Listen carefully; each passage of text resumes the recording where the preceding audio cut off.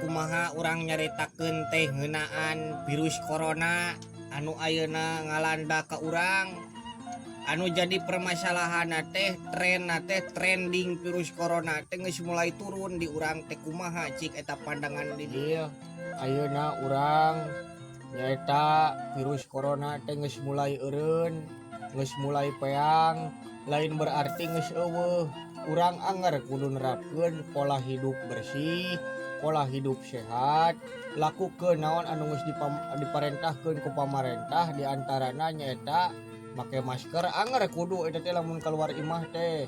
Anu kaduana nyaeta kokocok kukumah lamun geus nyabak naon-naon teh kudu kukumah eta teh make sabun, terus make hand sanitizer atawa naon atuh hand sanitizer. Terus lakukan jaga jarak, social distancing, physical distancing. Tah eta teh kudu tuluy diterapkeun sok sanajan virus corona geus eueuh di urang teh. Sabab naon saha nu apa ari penyakit mah. Heueuh.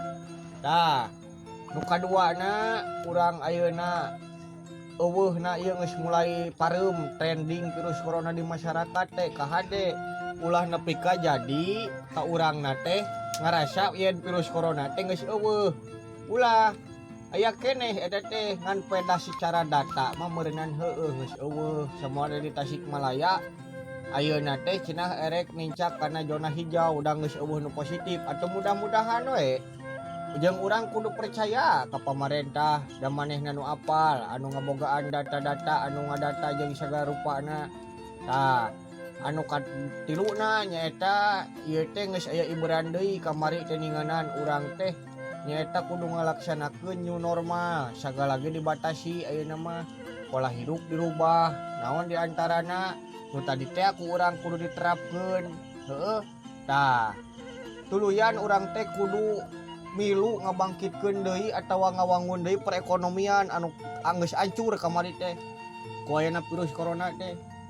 Pan kamari urang ripuh, anu digawe jadi henteu digawe, anu meureunan di kantor jadi henteu di kantor, anu sakola diperekeun. Sagala rupa kamari pan nepi ka kituna.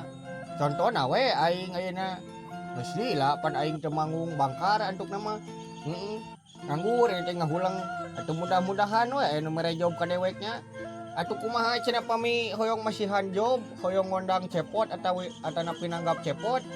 Mangga tiasa menghubungi nomor di bawah ini ya. Oke. Jeung cepot mah hargana relatif murah, geus puguh rame pisan bobodorana teh. Aya promosi heula aing.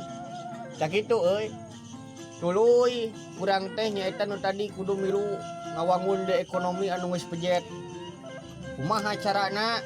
Contoh leutikna. Ayeuna di tetangga deket imah urang teh misalna dagang.